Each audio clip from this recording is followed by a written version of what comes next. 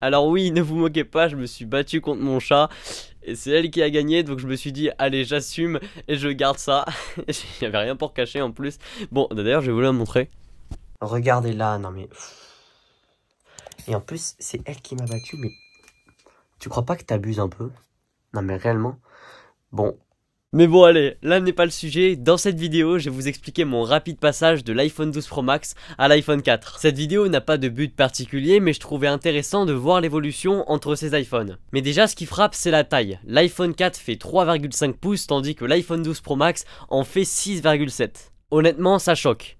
D'un côté on a un tout petit smartphone, de l'autre un immeuble. D'ailleurs, regardez-les. Ils ont tous les deux des bords droits et au final on se rend compte que l'iPhone 4 avait déjà un design actuel en fait. On a donc des bords très proches, un dos en verre et une pomme bien présente. Enfin bref, à part la face, ils se ressemblent beaucoup.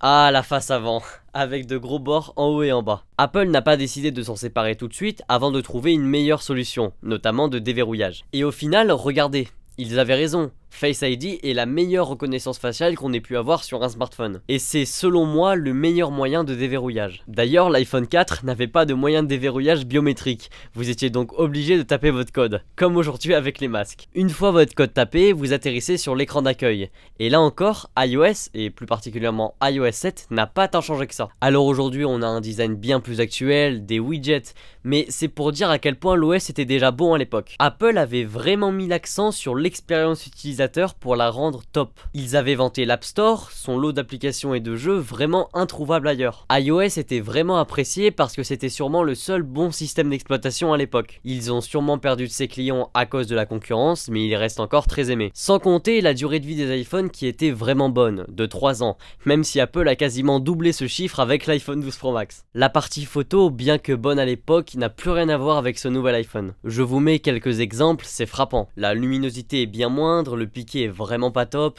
le logiciel galère à trouver le contraste, mais pour son temps, il était déjà très bon. Au niveau de la vidéo, c'est là où on a dû avoir le plus d'évolution. L'iPhone 4 ne fait pas de vidéo ignoble, loin de là, mais l'évolution est plutôt rassurante et on pourrait s'attendre à la même dans 8-10 ans.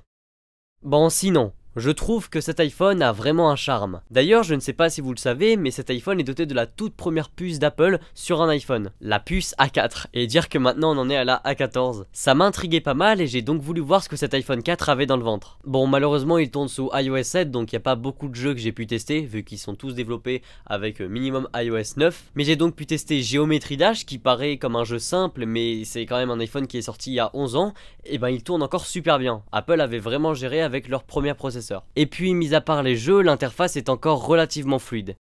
Bon, ok, on aurait sûrement pu avoir ce même discours sur d'autres téléphones, comme sur un Samsung par exemple. Mais un truc qui m'a énormément étonné, c'est la partie écosystème.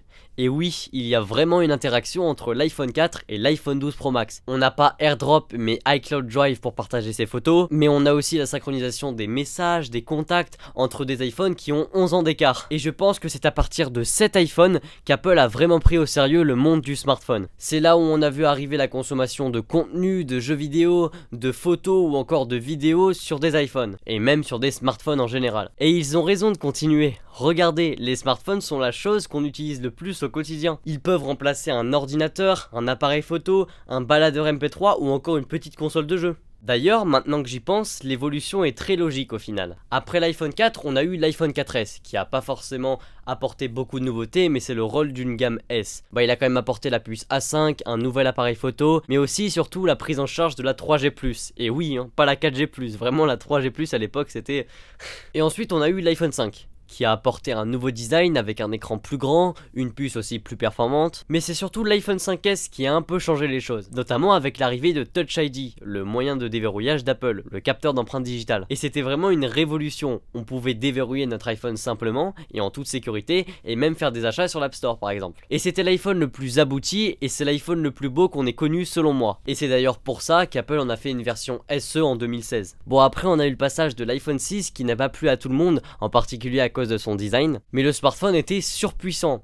avec un écran de 4,7 pouces pour le modèle classique et de 5,5 pour le modèle Plus. Et on avait pour l'époque encore une fois une partie photo et vidéo qui était presque excellente. Et si on avance un peu, on a eu l'iPhone 7, l'iPhone 8 qui n'ont pas apporté beaucoup de nouveautés, à part notamment l'apparition du verre, mais on voit que ça n'en est pas une parce que l'iPhone 4 avait déjà un dos en verre. Et donc ça a permis la recharge sans fil, et puis Apple a développé leur mode portrait, etc. Mais c'était pas forcément les iPhones qui ont le plus changé les choses, mais il en faut. Et puis rapidement, on a eu le passage incroyable à l'iPhone 10, qui a vraiment révolutionné l'iPhone et même le smartphone en général. Avec un écran OLED magnifique, la meilleure reconnaissance faciale qui n'est d'ailleurs toujours pas encore égalée par les autres smartphones, et surtout l'absence du bouton Home pour laisser place à des gestes, qui selon moi est plus naturel et qui a été rapidement adopté par le grand public. Et voilà. On pourrait croire que l'iPhone s'est arrêté ici, mais honnêtement non. On a eu de superbes évolutions au niveau de la photo avec l'iPhone 11 qui a apporté le mode nuit, il a aussi apporté un mode portrait vraiment cool, une partie vidéo qui ne cesse d'être améliorée, des finitions encore plus premium qui d'ailleurs pour l'iPhone 12 Pro Max rappelle l'iPhone 4. Enfin bref, Apple n'a pas arrêté l'iPhone et ne l'arrêtera sûrement... J'ai pas envie de dire jamais parce que là on va avoir les Apple Glass qui vont arriver et je pense que ça va changer les choses, mais Apple va encore continuer l'iPhone qui est un produit juste superbe et qui a été un travail monstre et qui a eu la chance d'être adopté par le grand public assez rapidement, même si on retrouve encore aujourd'hui des gens qui râlent sur l'iPhone, mais même si c'est pas un problème parce qu'ils ont des arguments et ils ont des raisons de penser ça, donc c'est vraiment pas un souci. Mais en tout cas c'est grâce à l'iPhone que j'ai été passionné de technologie et que je le suis encore et que je le serai pour toujours.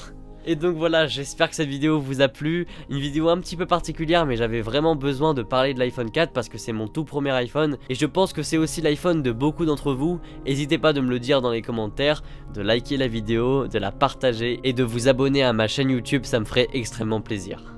Allez, salut!